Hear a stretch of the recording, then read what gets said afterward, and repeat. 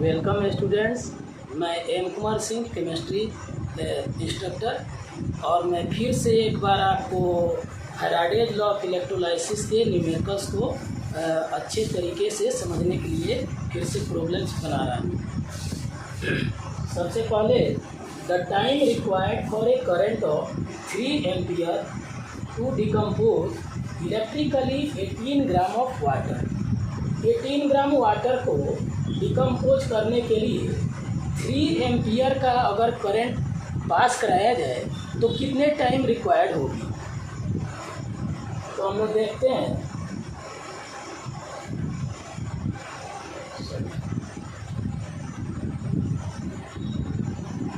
H2O से H2O का decomposition का जो रिएक्शन होगा, H2O से इलेक्ट्रोलाइसिस कराने पर H2 + O2 बनता है।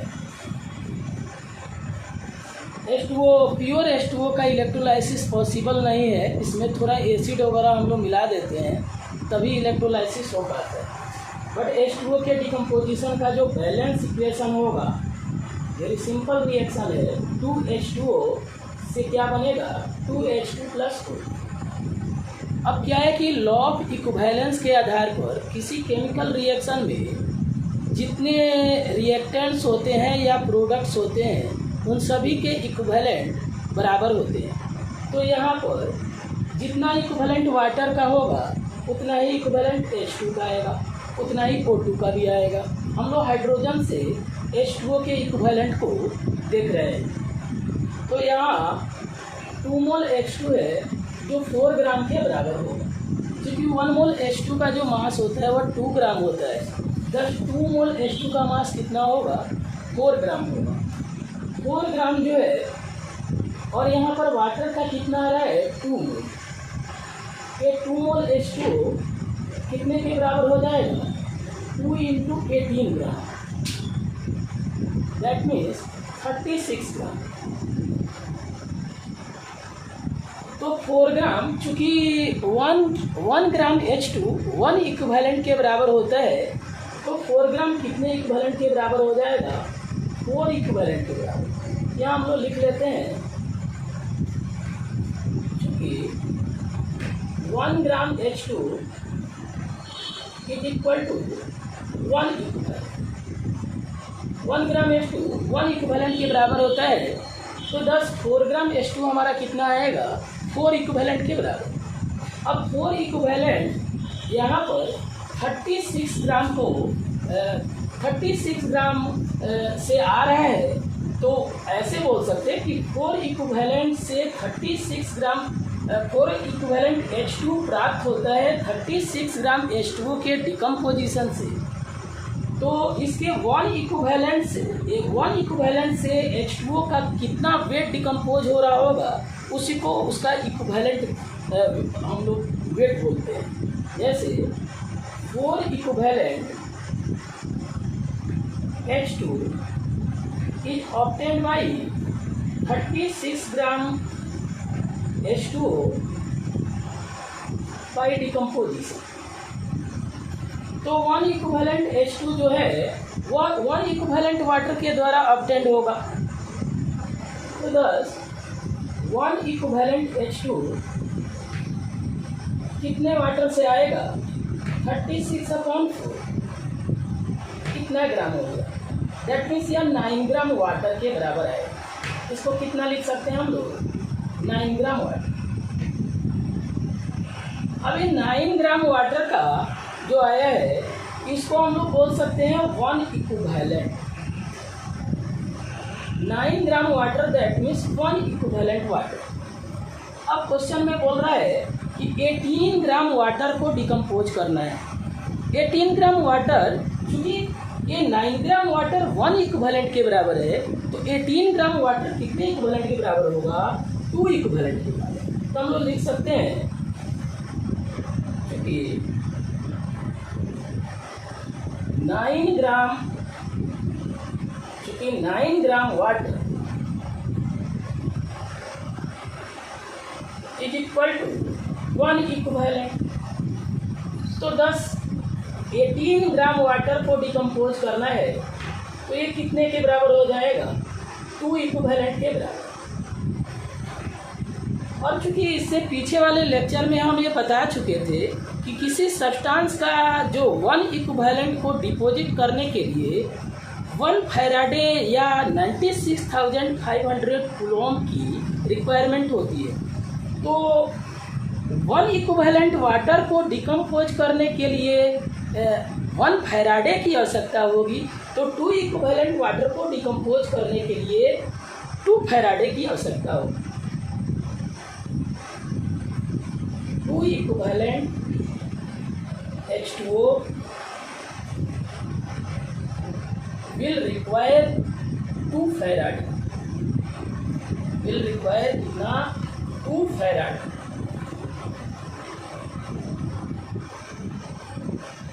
ये 2 फैराडे क्या रिक्वायरमेंट होगा 2 इक्विवेलेंट वाटर को डिकम्पोज करने के लिए। अब हम लोग इरेज करते हैं इसको।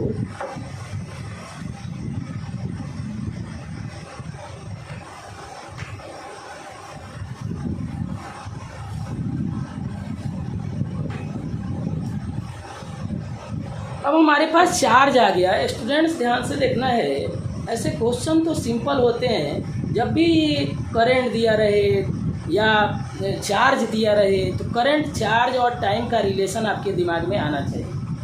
तो यहाँ हमारे पास Q जो है वो कितना आ गया, 2 फैराडे। चार्ज कितने के बराबर आ गया, 2 फैराडे के बराबर। इसको हम लोग कूलॉम में कितना लिख सकते हैं, 2 × 96,500 ये हमारा कूलॉम में आ गया। क्यों मालूम है हमको, और फिर हमारे पास करंट का वैल्यू दिया हुआ है। इलेक्ट्रिक करंट I जो है वह 3 एम्पियर है, 3 एम्पियर है। तो ना वो हमको T निकालना है। हम जानते हैं Q बराबर क्या होता है, I × T।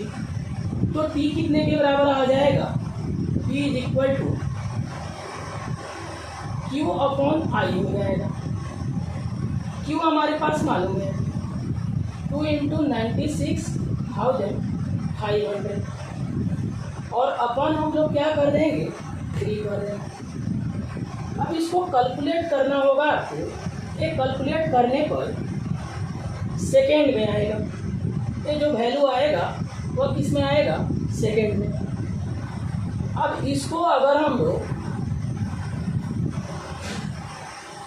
3600 से अगर डिवाइड कर दें तो ये आवर में कन्वर्ट हो जाएगा।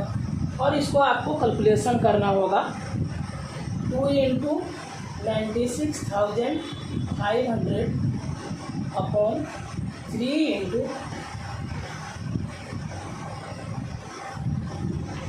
3600। 1 आवर में 60 मिनट होता है और 1 मिनट में 60 सेकेंड, तो 1 आवर में टोटल 3600 सेकेंड होगा। तो इससे जब डिवाइड करेंगे तो यह जो है हमारा वैल्यू आवर में आ जाएगा। इसको आप कट कर सकते हैं और इसको आप डिवाइड करके देख लीजिएगा। यह नियरली 17.87 आवर आएगा। और इसको हम लोग ऑलमोस्ट कितना लिख सकते हैं, 18 hour. Thus our answer will be A number।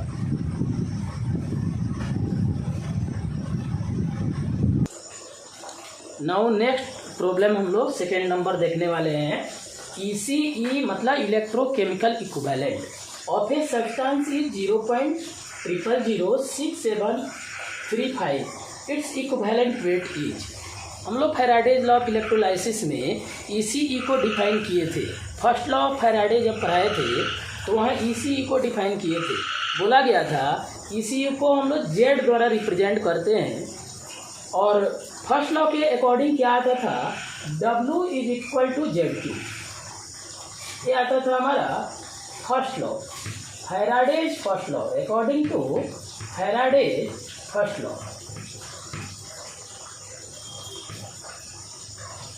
According to Faraday's first law,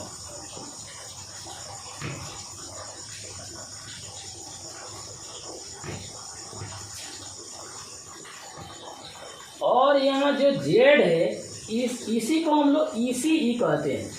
this Z is ECE।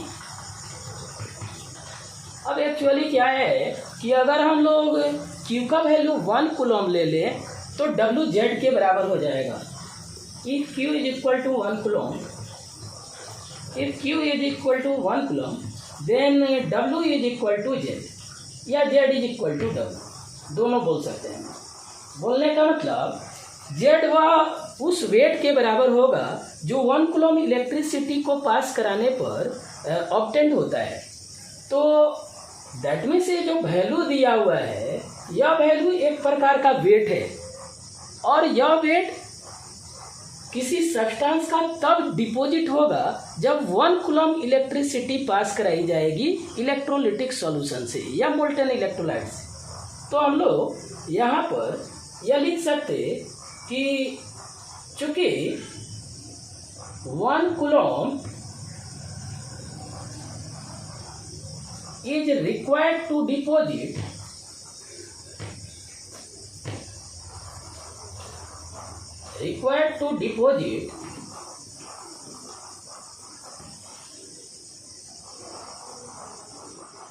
deposit 0.000675 deposit 0.000675 ग्राम। तो फिर हम लोग 96,500 कूलम के द्वारा जितना वेट डिपॉजिट होगा उसी को सब्सटेंस का इक्विवेलेंट मास या इक्विवेलेंट वेट कहते हैं। तो यहाँ पर हम लोग 0.000675 और इसको हम लोग 96,500 96,500 से मल्टीप्लाइड करेंगे तो यह नियरली कैलकुलेट करके आप देख लीजिएगा, यह नियरली 65 ग्राम के बराबर आएगा।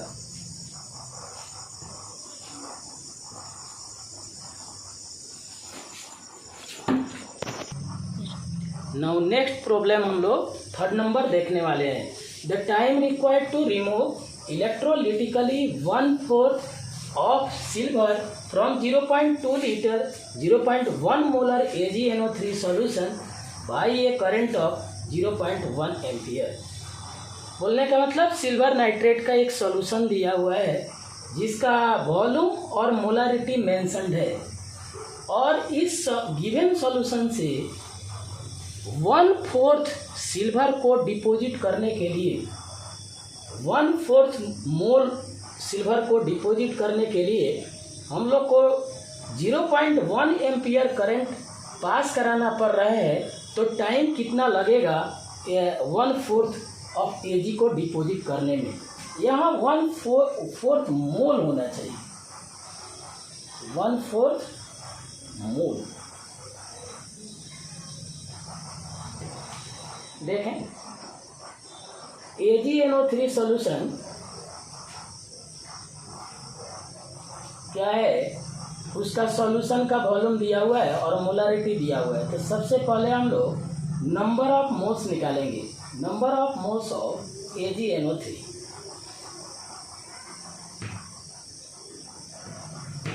Number of moles of AgNO3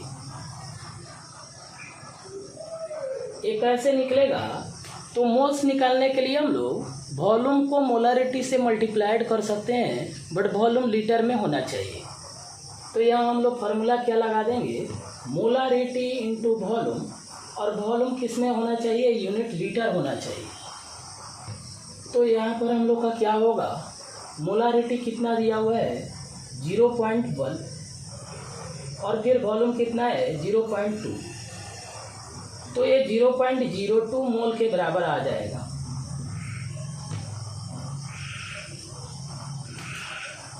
अब Ag के 1/4 अमाउंट को डिपॉजिट करने के लिए कितना चाहिए? तो सबसे पहले सिल्वर नाइट्रेट जो है वह एक्वस सॉल्यूशन में अगर होगा तो आयन में ब्रेक करेगा। AgNO3 को आयोनाइज करेंगे, क्या देगा, Ag प्लस और plus NO3 minus. Ag plus plus NO3 minus. अब यहाँ क्या है कि इसके 1 मोल AgNO3 अगर लिया जाए तो 1 मोल Ag प्लस D प्राप्त होगा। 1 मोल AgNO3 के आयोनाइजेशन से 1 मोल Ag प्लस ऑब्टेंड होगा। अब मोल कितना आ रहा है इसका 0.02 मोल, तो that means 0.02 mole AgNO3 ionizes to give 0.02 mole Ag plus. जितना मोल AgNO3 का होगा सेम मोल Ag प्लस का ऑब्टेंड होगा। तो अब हम लोग को मोल मालूम चल गया। यहाँ 1/4 मोल नहीं भी लिखा रहे या मोल लिखा रहे तो हो जाएगा, क्योंकि यहाँ मोल दिया हुआ है हमारे पास। अब 1/4 अमाउंट जो है इसका Ag के रूप में डिपॉजिट हो रहा है। तो Ag प्लस से Ag को डिपॉजिट करना है तो हम लोग क्या करेंगे, यहाँ पर कैथोडिक रिएक्शन होगा। Ag प्लस एक इलेक्ट्रॉन गेन करके क्या बना लेगा Ag। Ag प्लस एक इलेक्ट्रॉन गेन करके क्या बनाएगा Ag। तो अगर एक्वस है तो ये सॉलिड हो जाएगा। इसका 0.02 मोल Ag प्लस से 0.02 मोल Ag आएगा। ये 0.02 मोल है Ag प्लस को Ag में कन्वर्ट करने के लिए इतना ही 1 मोल Ag deposited by 1 mole electron, 1 mole Ag deposited by 1 mole electron, और 0.02 मोल से 0.002 मोल ही क्या आएगा सिल्वर। और 1 मोल सिल्वर को डिपोजिट करने के लिए 1 फैराडे की आवश्यकता होगी। 1 मोल Ag can be deposited by 1 Faraday to thus 0.02 mole Ag को डिपॉजिट करने के लिए 0.02 फैराडे की रिक्वायरमेंट होगी। अब इतने फैराडे जो है उसको कूलॉम में कन्वर्ट करेंगे तो ये क्या आ जाएगा 0.02 इंटू 96,500 कूलॉम। अब इसको ये चार्ज आ गया हमारा, टाइम निकालना है हम लोग को, तो क्या करेंगे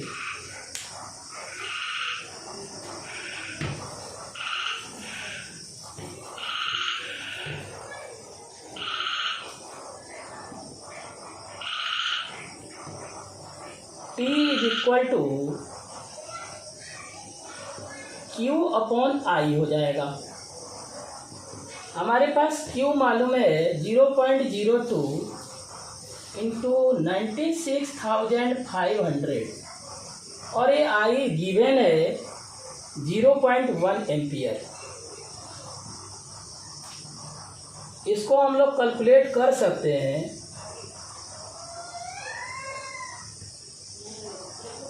ये 2 इंटू हमारे पास 0.002 है, 0.002।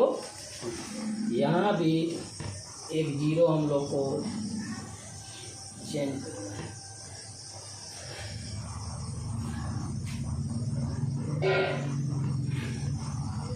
इसको कैलकुलेट करेंगे, यह जो वैल्यू आएगा वह सेकेंड में आएगा और उसको 60 से डिवाइड करेंगे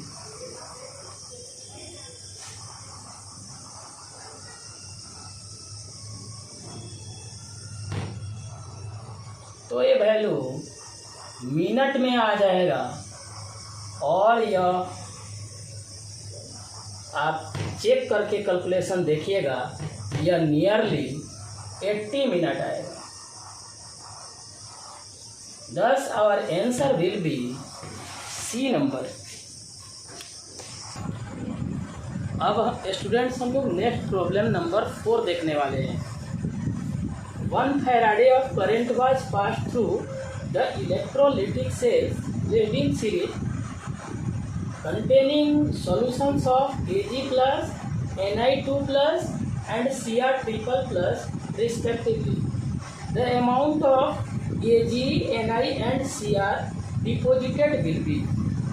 देखें इस क्वेश्चन में क्या है कि यह फैराडे सेकेंड लॉ पर फुली बेस्ड है। इसमें electrolytic cells 3 electrolytic cells series में कनेक्टेड हैं। जब सीरीज में कोई कनेक्टेड होगा इलेक्ट्रोलिटिक सेल्स तो जितना चार्ज फर्स्ट सेल से पास करेगा उतना ही चार्ज दूसरे से भी, उतना ही तीसरे से भी पास करेगा। चार्ज सब जगह इक्वल होगा। अब यहाँ देखें पहले इलेक्ट्रोलिटिक सेल जो है वह सिल्वर आयन का सॉल्यूशन है, दैट मीन्स सिल्वर सॉल्ट कोई होगा। दूसरा जो है निकेल आयन का सॉल्यूशन है, निकेल का सॉल्ट का सॉल्यूशन होगा। और तीसरा जो है क्रोमियम आयन सॉल्यूशन है, दैट मीन्स या क्रोमियम के सॉल्ट का सॉल्यूशन होगा। तो पूछ रहा है कि कितने Ag, Ni और क्रोमियम अपने कॉरेस्पॉन्डिंग इलेक्ट्रोड पर डिपोजिट होंगे। तो देखने से ही पता चल रहा है हम लोग को कि ये कैथोडिक रिएक्शन से आएगा और यहाँ पर 1 फैराडे मेंशन किया हुआ है। क्वेश्चन में जो चार्ज है 1 फैराडे मेंशन किया हुआ है, दैट मीन्स Q जो है कांस्टेंट है 1 फैराडे। एक कांस्टेंट चार्ज को एवरी इलेक्ट्रोलिटिक सेल से कांस्टेंट चार्ज पास कर रहा होगा। अब हमें Ag को ऑब्टेन करना है तो हम लोग Ag प्लस एक सिंगल इलेक्ट्रॉन गेन करके Ag के फॉर्म में जाएगा। उसी तरह Ni2 प्लस 2 इलेक्ट्रॉन गेन करके Ni देगा और फिर Cr triple plus 3 electron gain करके Cr के रूप में रिड्यूस होगा। अब यहाँ देखें आप 1 मोल Ag को डिपोजिट करने के लिए 1 मोल Ag को डिपोजिट करने के लिए 1 फैराडे की आवश्यकता है, क्योंकि 1 मोल इलेक्ट्रॉन है। और क्वेश्चन में भी 1 फैराडे ही गिवन है। यहाँ 1 मोल Ni को डिपोजिट करने के लिए 2 फैराडे की आवश्यकता है, बट क्वेश्चन वाला बोल रहा है 1 फैराडे पास कराना है। तो 1 फैराडे से कितना मोल आ जाएगा इसका 1/2 मोल, 1/2 मोल। उसी तरह यहाँ 3 फैराडे यूज होगा 1 मोल को डिपोजिट करने के लिए। तो 1 फैराडे से क्या आ जाएगा वैल्यू 1/3 मोल। अब मुझे अगर ये मालूम हो कि इसका एटॉमिक वेट सिल्वर, निकेल और क्रोमियम का कितना होगा, तो आप सिल्वर का एटॉमिक वेट 180 हो जाए। सिल्वर का एटॉमिक वेट 180, निकेल का 58.7 होता है, बट ऑलमोस्टली हम लोग 59 लेकर चलते, 59।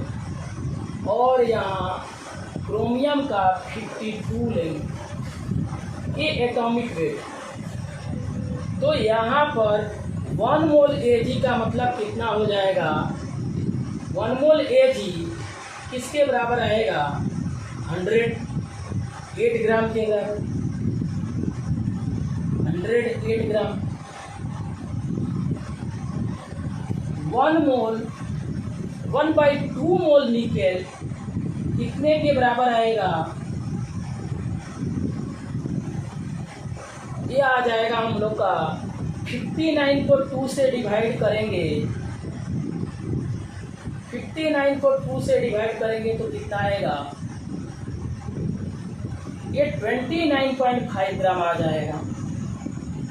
देखने से ही पहला ऑप्शन लग रहा है। क्रोमियम का भी हम लोग चेक करके देख सकते हैं। क्रोमियम के लिए 1/, इसको ऊपर लिखना होगा साइड में हम लोग।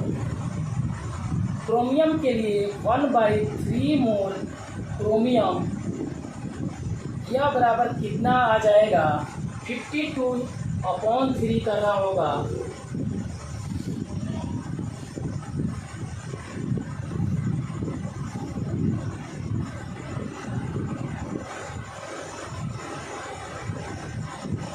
17.33 समथिंग आएगा, तो इसको हम लोग 17.4 ग्राम मान लेंगे। तो आंसर, दस correct answer will be A.